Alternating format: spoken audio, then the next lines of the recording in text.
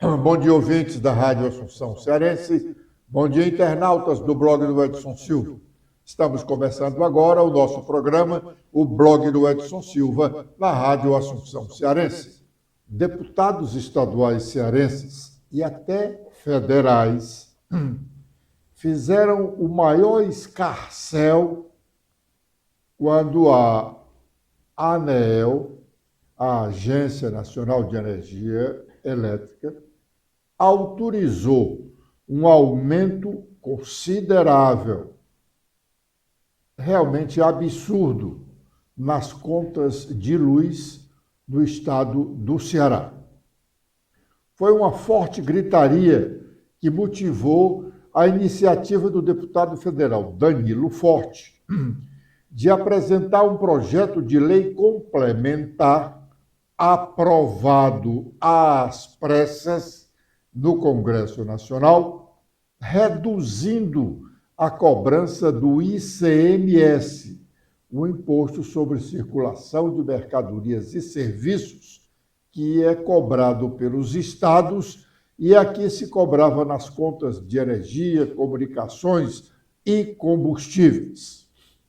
A partir daí, da aprovação desse projeto de lei complementar, a gritaria foi dos governadores, que perderam renda, pois o ICMS nas contas de luz, telefone e internet, além dos combustíveis, era realmente abusivo. Agora, no dia 29 do mês de setembro, recém-findo, último dia útil daquele mês, a ARCE, que é a Agência Reguladora do Ceará, concedeu um segundo reajuste nas contas de água e esgoto cobradas pela CAGES para todo o estado do Ceará. A ARCE atendeu na íntegra o pedido de aumento feito pela CAGES e a conta de água e esgoto já está mais cara em 14,39%. O aumento anterior havia sido de 3%. Se somarmos os dois aumentos, nós vamos acabar com um aumento de 18%, porque os 3 mais 14,37 acumulados dá exatamente 18 ou pouco mais de 18%. Um absurdo, levando-se em consideração que a inflação do ano não chegou à metade disso. Ontem, alguém falou na Assembleia sobre o aumento da conta da água, mas não se citou que a responsável pelo aumento foi a ARCE, a Agência Reguladora do Ceará. A agência reguladora, que mais parece um cabide de emprego, a ARCE, Agência Reguladora do Ceará, mais parece um cabide de emprego no que diz respeito aos conselheiros, comandado por um preposto do presidente da Assembleia, o deputado Evandro Leitão. É fato que as agências reguladoras não foram criadas para unicamente defender o consumidor. Na realidade, a função das agências reguladoras, como o seu próprio nome diz, é compatibilizar os interesses dos consumidores com os das empresas prestadoras do serviço. O voto longo do conselheiro Jardson Cruz, concedendo o aumento de 14,39% na conta da água, limita-se a defender o pleito da CAGES. Vamos ouvir parte do final do voto desse conselheiro. Dessa agência reguladora sempre zelar pelo estrito cumprimento das normas pertinentes, resguardando, assim, a legalidade das decisões tomadas. Desse modo, é de se considerar pela admissibilidade da revisão extraordinária da tarifa média a ser praticada pela CAGES na prestação de serviço de abastecimento de água e de esgotamento sanitário. Diante dos fatos acima expostos, senhor presidente e senhores conselheiros, voto pela aprovação da minuta de resolução em anexo, que estabelece a revisão extraordinária do valor da tarifa média de água e esgoto aplicada pela Companhia de Água e Esgoto do Ceará no valor de 5,82 por metro cúbico. A autorização hora recomendada implica o aumento tarifário médio na ordem de 14,39%. Também aproveito a oportunidade, senhor presidente, para acrescentar aqui ao voto de forma verbal, mas já colocando após no próprio voto, que acolho e tenho como base os pareceres da Coordenadoria Econômico-Financeira e da Coordenadoria de Saneamento Básico, o qual acolho como base integrante deste voto. É como voto, senhor presidente, senhores conselheiros. Muito bem. No curso do seu voto, o conselheiro Jadson disse que houve uma audiência pública antes da decisão da ARCE, houve uma audiência pública. E esta audiência pública, ou dessa audiência pública, atentem bem, só participaram os servidores da CAGES,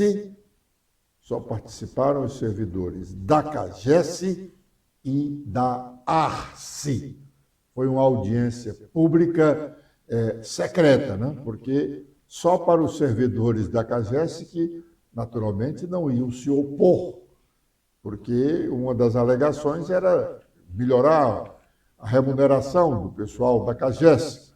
A CAGES é uma empresa rica, nós já dissemos aqui em outra oportunidade. Uma das duas empresas ricas do estado do Ceará e que gastam muito bem, e que precisam de uma fiscalização mais percussiente para saber para onde esse dinheiro está indo. A CAGES tem dinheiro em caixa. É evidente que ela precisa ter dinheiro em caixa para fazer investimentos, mas a CAGES é uma empresa diferente das empresas privadas que existem para obter lucro, prestam bons serviços, vendem bons materiais, mas visam o lucro. No caso da CAGES e do DETRAN, não. Eles têm obrigação, primeiro, antes de acumular riquezas, eles têm obrigação primeira de prestar um bom serviço aos cearenses. A Comissão Parlamentar Mista de Inquérito, que acontece no Congresso Nacional, parcialmente concluiu os seus trabalhos ontem. Agora, a relatora, senadora Elisiane Gama, vai concluir o seu relatório para apresentá-lo no próximo dia 17. Não será fácil aprová-lo. Relatório paralelo pode surgir, mas, em resumo, a CPMI deixa muito a desejar, embora tenha sido objeto de descoberta de alguns outros crimes, além do que foi o de 8 de janeiro, com o quebra-quebra na sede dos três poderes da República em Brasília. A coluna política do jornal O Estado de São Paulo, edição de hoje, trata dos instantes finais da CPMI. Stephanie. Olá, Edson, olá, internautas do blog do Edson Silva. O Estadão destaca que a CPMI do 8 de janeiro teve seu fim extraoficial ontem, pois não haverá mais depoimentos nem votação de requerimentos. Com isso, a comissão vai terminar sem ter acesso aos relatórios de inteligência financeira do ex-presidente Jair Bolsonaro e da ex-primeira-dama Michele. Também não serão ouvidos o general Braga Neto, o ex-comandante da Marinha Almir Garnier e o coronel Sandro Augusto, da Força Nacional. Agora, os defensores do governo focam o relatório da senadora Elisiane Gama, enquanto os bolsonaristas trabalham no texto paralelo redigido pelo deputado delegado Ramagem, do PL. O documento final da CPMI será lido em 17 de outubro e votado no dia seguinte. O presidente da CPMI, o deputado Arthur Maia, já avisou aos pares que não aceitará pedido para encerrar a discussão na apresentação e votação do relatório. Ontem, ainda sobre a CPMI, o deputado federal Arthur Maia, presidente dessa comissão parlamentar mista de inquérito que apura ações ou omissões de agentes públicos nos atos de vandalismos registrados em Brasília no dia 8 de janeiro passado. Pois bem, o deputado Arthur Maia descreveu o que está previsto para o capítulo final da investigação sobre esses atos de vandalismo do dia 8 de janeiro passado. Vamos ouvi-lo.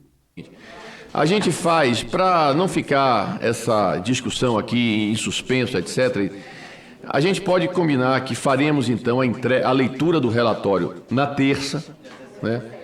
Caso a leitura do relatório e do voto em separado. Caso haja pedido de vistas, será dado vista de 24 horas. E nós retomamos a discussão na quarta-feira e fazemos a discussão e a votação na quarta-feira. Na quarta. Será dado vistas de terça para quarta. E quarta-feira a gente vota. Presidente, vai terminar terça. Discussão e votação. Mas na quarta a gente debate e vota ou a gente vai debater na terça? Isso que eu não, se tiver, veja só, se não tiver pedido de vistas, a gente inicia o debate na terça. Mas certamente terá. Então eu darei vistas pelo prazo até às 9 horas do dia seguinte. Inicia a discussão na quarta e votação na quarta. Faz a leitura. Pronto. Já fica mantido a leitura do relatório e do voto separado na terça. Se houver pedido de vistas, eu darei vistas até às 9 horas da manhã do dia seguinte. E aí, no dia seguinte, às 9 horas, nós iniciamos a votação e a discussão e a votação. A leitura do voto separado também na terça. Também na terça.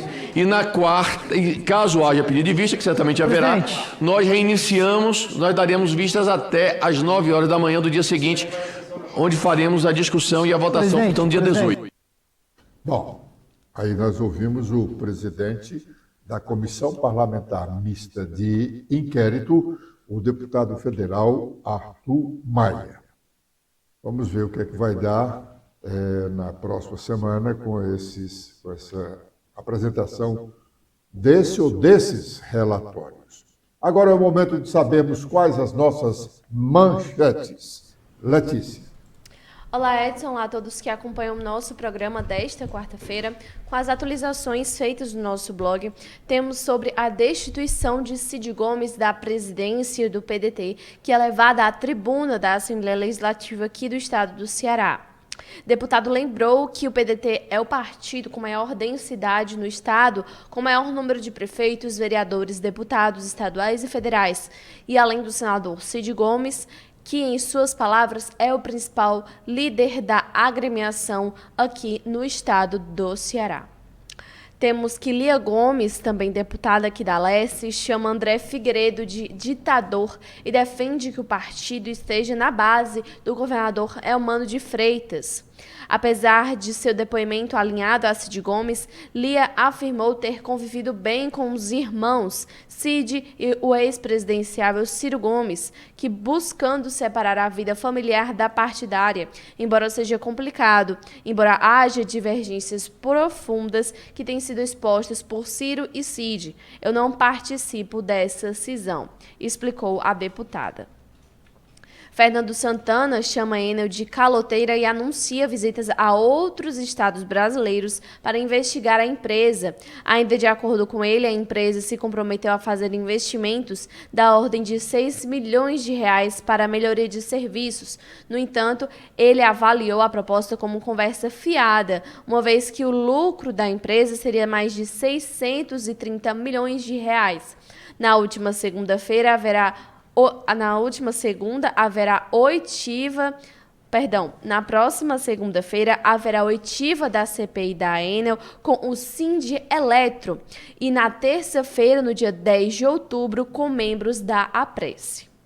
Para o opositor, usina de dessalinização na Praia do Futuro vai afetar a internet de 99% do Brasil.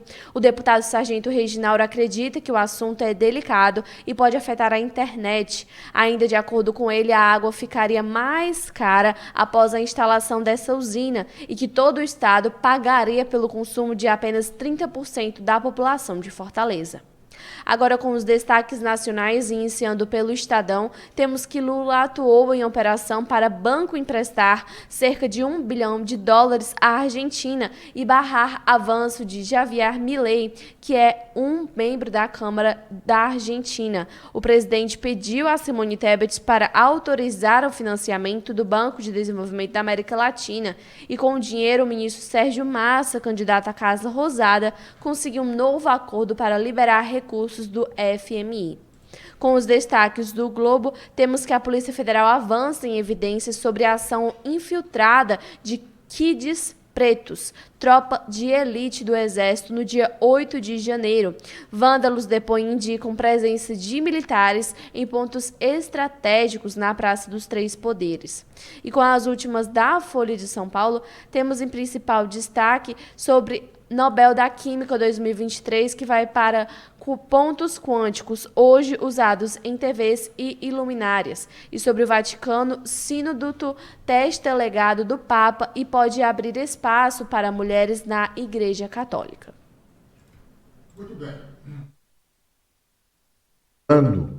Assinado pelo governo do estado do Ceará para a exploração da mina de Itataia, em Santa Quitéria, onde há uma das maiores concentrações de urânio e de fosfato do Brasil, motivou discurso na Assembleia Legislativa da parte do deputado estadual Sargento Reginaldo. A exploração da mina de Itataia ultimamente foi tema de pronunciamentos do deputado Renato Roseno, atualmente distante do plenário da Assembleia. Roseno era um dos mais assíduos deputados na tribuna do Legislativo cearense, mas já se vão alguns dias que ele não ocupa aquele local de maior visibilidade do Parlamento Estadual. Está bem de saúde, me disseram, mas sua ausência tem sido notada. Antes, Roseno era oposição ao governo. Hoje é um dos aliados do governo. Sua ausência teria alguma coisa a ver com decepção? Bom, mas vamos ouvir parte do que disse o deputado Reginaldo sobre o memorando para a exploração da mina de Itataia.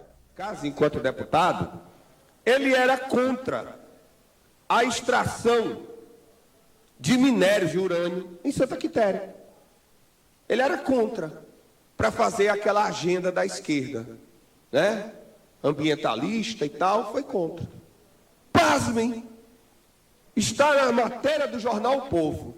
Governo do Ceará assina com projeto de extração de urânio em Santa Quitéria. Só o detalhe, eu não sou contra.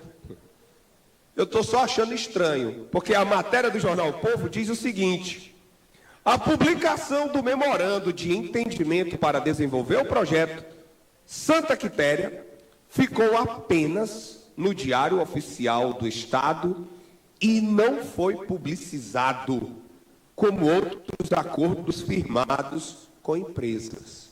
Como assim? Um ato da administração pública não é publicizado. A imprensa tem que ir no Diário Oficial descobrir o que é que o governo está fazendo. Está se escondendo de quê, governador? Não quer encarar esse debate de frente? Qual é a importância dele? Ele gera emprego? Ele traz crescimento para o Estado? Atrai negócios? Não sei. Vossa Excelência tem que vir a público encarar esse debate de frente. Está com medo do quê? Dos colegas da esquerda, da extrema esquerda, que vão dizer é um absurdo, vai colocar a população em risco? Venha enfrentar o debate. Vossa Excelência é o governador, e não é o governador para governar para o povo do PT, não. É para governar para o povo de todo o estado do Ceará. Bom, sobre exploração da mina de Itatai. O deputado Sargento Reginaldo criticou o governo por não ter publicizado esse memorando. O governo publicizou-se. O local de publicidade de todos os atos do governo é no Diário Oficial. O governo publica todos os seus atos, todos, sem exceção. Tem que ser publicizado, os atos oficiais, óbvio, né? Porque os políticos, os conchavos, isso, aquilo, aquilo outro, não são publicados no Diário Oficial. Mas todos os atos oficiais são publicados no Diário Oficial. E esse memorando foi realmente publicado no Diário Oficial do Estado. O fato é que a exploração da mina de Itatai já tem 60 anos que se trata disso. 60. O governador Virgílio Távora tinha como uma das suas metas principais a exploração da mina de Itatai. E era o urânio, porque naquela época o urânio era uma das riquezas do mundo. Quando ele caiu em desgraça, aí não se falou mais na importância do urânio. Mas o urânio está associado ao fosfato. O fosfato é a principal fonte de produção dos implementos agrícolas, de que o Brasil tanto precisa e importa. Hoje o Brasil importa esses implementos agrícolas em grande monta da Rússia. E ele tem o fosfato. O fosfato que temos em Itataia seria suficiente para produzir todos os implementos agrícolas necessários para o nosso agronegócio. Pois essa exploração da mina vem dessa época, de 1960, 70, por aí, 50, 60 anos, e não se fez nada. E não vai se fazer tão cedo. Pode assinar mais memorandos que não se faz. Há uma reação muito grande contra essa exploração. E eu associei na informação aqui sobre esse pronunciamento do deputado Reginaldo a ausência do deputado Renato Rosendo, porque ele é um dos incentivadores dos movimentos contra a exploração da mina de Itatai, sobre a crise do PDT cearense. Essa crise vai demorar bastante, porque os dois grupos não cedem. Questões de princípios. Ontem, essa questão foi levada para o plenário da Assembleia pelos deputados estaduais Marcos Sobreira e Sérgio Aguiar. Os dois estão do lado oposto ao deputado André Figueiredo, o atual presidente estadual do PDT e interinamente respondendo pela presidência nacional do partido. O senador Cid Gomes, que é vice-presidente do partido e estava ocupando a presidência interinamente, numa licença do André Figueiredo, não gostou do retorno de André Figueiredo ao cargo, que estava previsto para acontecer só em dezembro, mas alguns acontecimentos motivaram a sua decisão de voltar antecipadamente. Pois bem, o senador Cid Gomes arregimenta assinaturas para convocar uma assembleia extraordinária do Diretório Estadual do PDT para eleger uma nova direção. Não vai conseguir o seu intento. As assinaturas ele pode até conseguir, mas realizar a Assembleia Extraordinária, não. Porque se não houver posição outra até lá, a direção nacional do partido vai intervir no diretório estadual. E, com a intervenção, não há como se fazer uma assembleia extraordinária para a eleição do novo diretório. A não ser na época aprazada. O partido, como dissemos ontem, todos os partidos que têm diretórios estaduais e municipais, eles têm um calendário de realização das suas convenções para a eleição das novas direções. E no PDT em dezembro. A convenção estadual do PDT em dezembro. Se a direção nacional intervir no diretório estadual, só haverá convenção em dezembro para a eleição da nova diretoria do partido do estado do Ceará. O PDT não tem mais jeito. É histórico isso na política nacional e, sobretudo, aqui na cearense. O partido que perde o governo mingua. O partido que perde o governo perde filiados à monta, muitos filiados. Perde muitos filiados. O exemplo mais recente que temos aqui é o do PSDB. Quando Tasso Gereissati foi governador, até Lúcio Alcântara, governador, eleito com o apoio, a ajuda de Tasso Gereissati, o PSDB era o maior partido do Estado. Tinha quase todas as prefeituras, como teve o PDT até do governo Camilo, que embora fosse do PT, mas quem mandava era o Cid Gomes, que era do PDT. Ninguém precisava sair do PDT para ir para o partido do Camilo, porque era atendido com as ordens do ex-governador Cid Gomes. Agora mudou. Cid não manda mais no governo. Quem manda no governo é o PT de Elmano de Freitas. Por isso, todos os deputados, ou quase todos, e prefeitos, vereadores, lideranças do interior, querem ir para o PT. Só não vão os deputados porque tem uma cláusula no Estatuto Nacional do PDT que impede a troca de partido no exercício do mandato. Agradecendo a honrosa audiência dos ouvintes da Rádio Assunção Cearense e dos internautas do blog do Edson Silva, nós estamos encerrando o nosso programa de hoje, prometendo estar de volta amanhã com a proteção de Deus a partir das 11h45. Letícia. Eu também faço meus agradecimentos a todos que acompanharam o nosso programa de hoje. Vocês podem ver mais notícias apontando a câmera do celular de vocês para este QR Code. Espero revê-los no nosso programa de amanhã. Até lá!